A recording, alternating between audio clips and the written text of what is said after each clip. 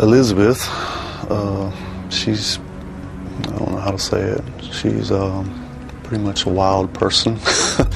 This man is accused of holding a 14-year-old girl captive.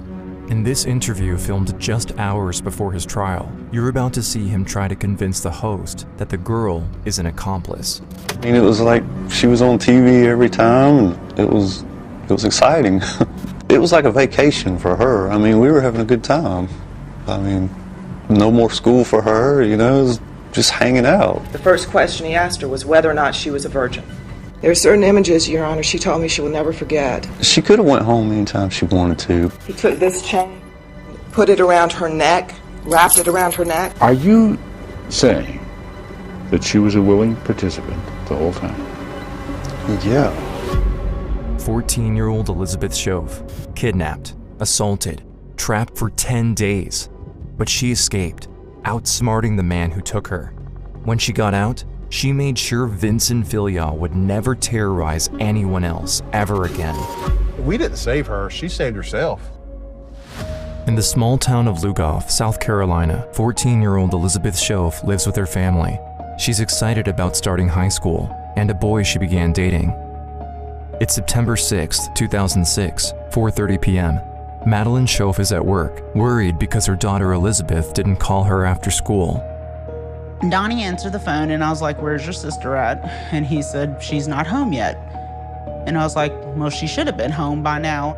Madeline leaves work right away and rushes home. She calls her daughter's friends to see if they know anything.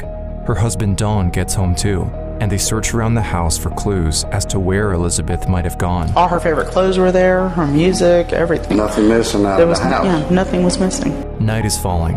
Madeline calls friends and family to come help search for Elizabeth, knocking on every door, fanning out across the neighborhood, but still, no trace of Elizabeth is found. I knew something had happened to her. So at that point, I called 911. It's 7:30. The police show up at the house. They begin their investigation. You know, anytime a young person is missing, a lot of times they just run away. You know, they just get mad about something. We both know that she's not going to run away. That's uncharacteristic of her. She was not that type of child. The police don't take any chances. They interrogate kids who were on the bus home from school. Everyone recalls seeing her get off, even walking with her up the road. She was really happy because her aunt was coming down. We've walked about halfway up the road and a friend of mine's brother comes with his car and picks us up. She didn't want to ride. At that point, nobody knows anything. She's like she just disappeared. September 7th, a full-scale search is launched. Tracking dogs, air support, ATVs.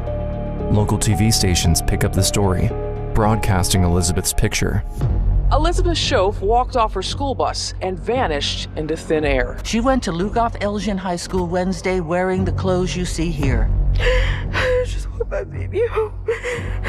Does anybody see her? Please. The sheriff has set up. Volunteers start pouring in to help with ground search and handing out flyers. Days pass, and no new leads have been found. You just get that policeman's feeling, that gut feeling that, you know, this really looks like it's going to turn out bad. September 13th. It's been 7 days since Elizabeth disappeared. The search is dying out. Less and less people show up to help out. Fewer helicopters in the sky. A friend of the family is holding a vigil for Elizabeth, and Madeline is getting ready to go there. As she checks her phone for any new messages, she sees a text message from an unknown number. The message will change the course of the entire investigation. Hey Mom, it's Lizzie.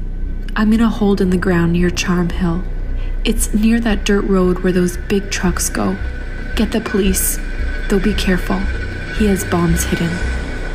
This message gives hope to the mother, but she still doesn't know what happened to Elizabeth, or what she had to go through to send that message. September 6th, the day of the abduction, Elizabeth is walking home from the bus stop with her friends.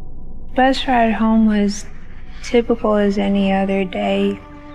I continued walking home by myself and got up into the driveway. I could see the house. I could hear my dogs barking at me. While she's walking down the driveway, she hears rustling leaves close by.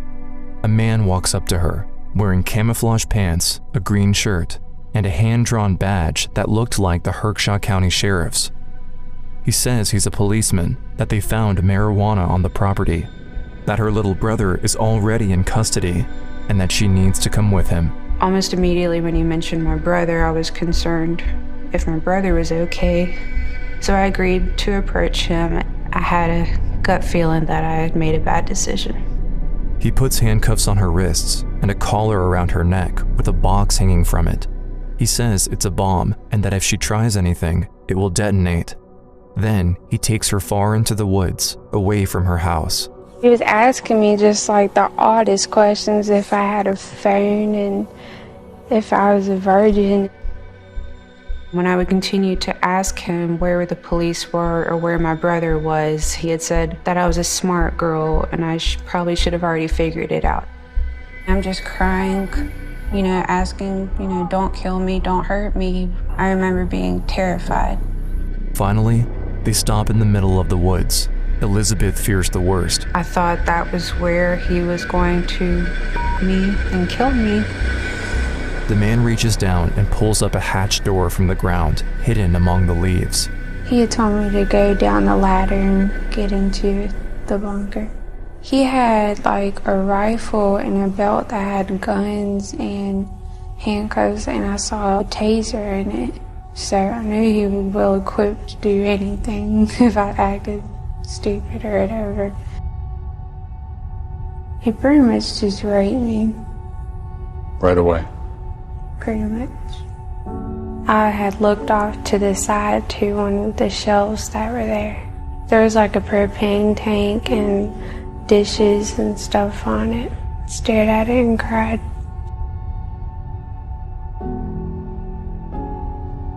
Elizabeth is shattered, alone on the bed. Her attacker binds her, making sure she can't escape. September 7th, Elizabeth learns the man's name is Vincent Filya. He makes her watch TV while he feeds her.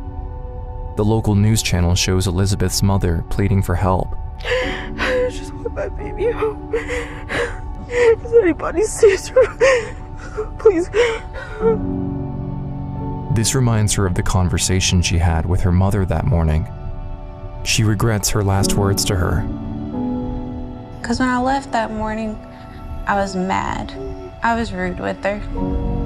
And then now that you're missing, you wish you could say sorry. You love her and all that, but couldn't. Every day, my story was on television.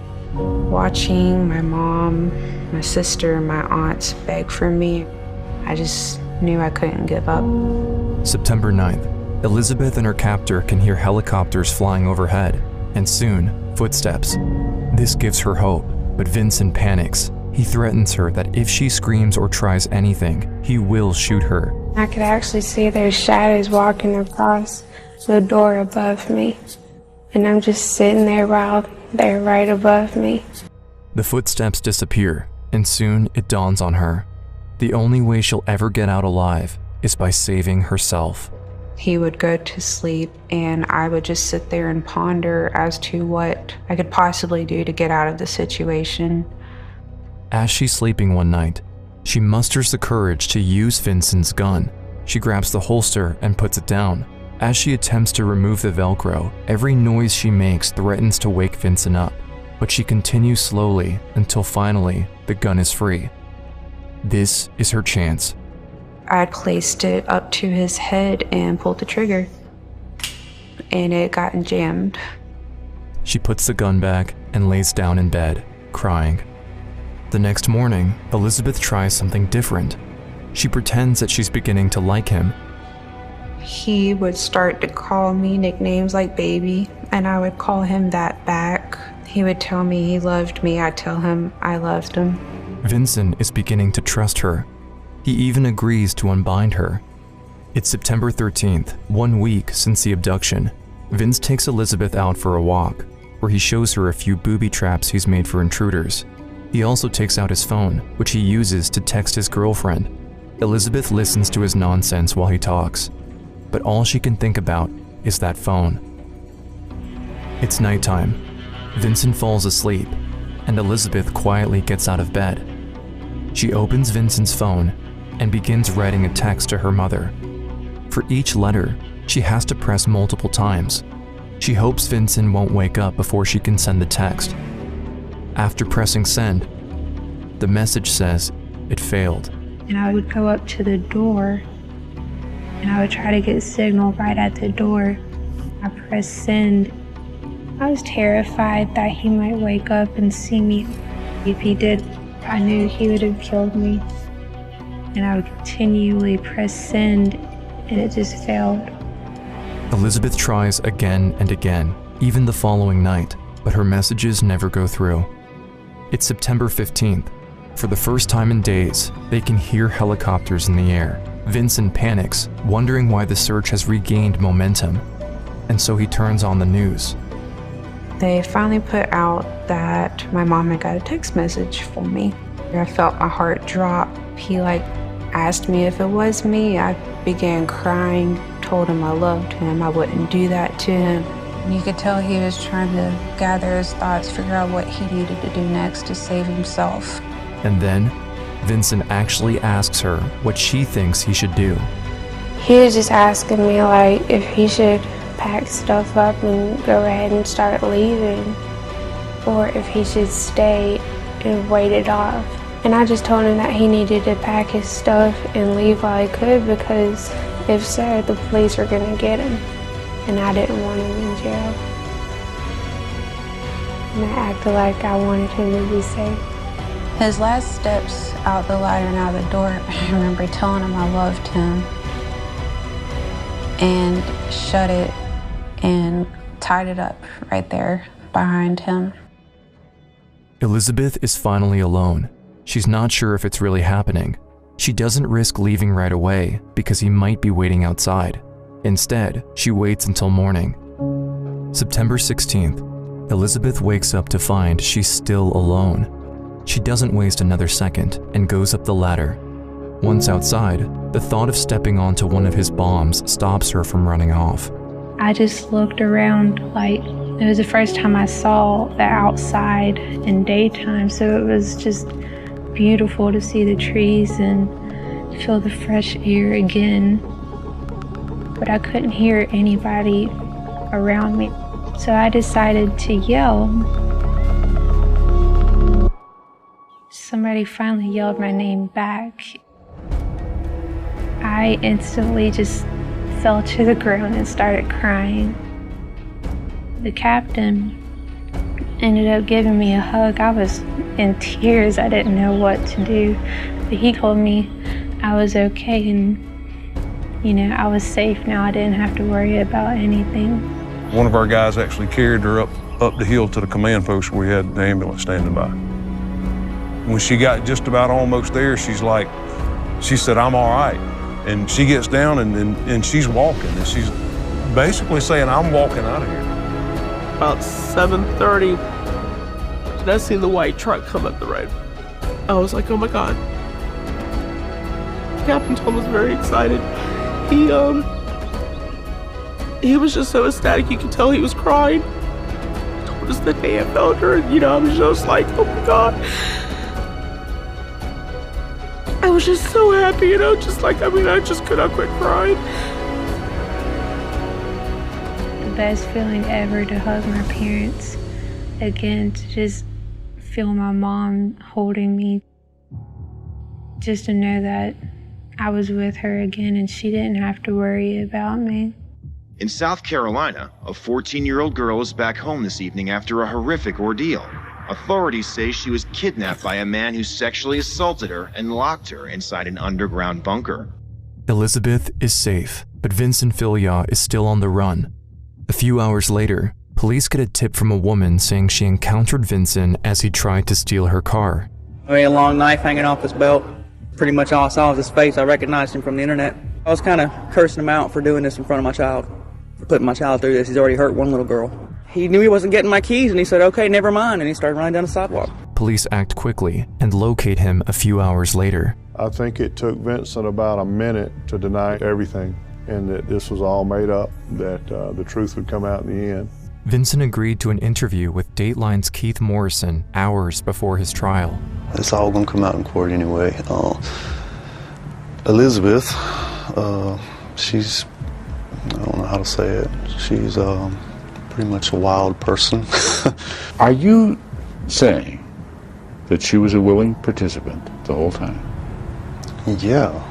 Elizabeth has barely time to recover from the traumatic 10 days she spent in the bunker with Vincent Filio that she already has to face him in court. But like she said, I wanted to go.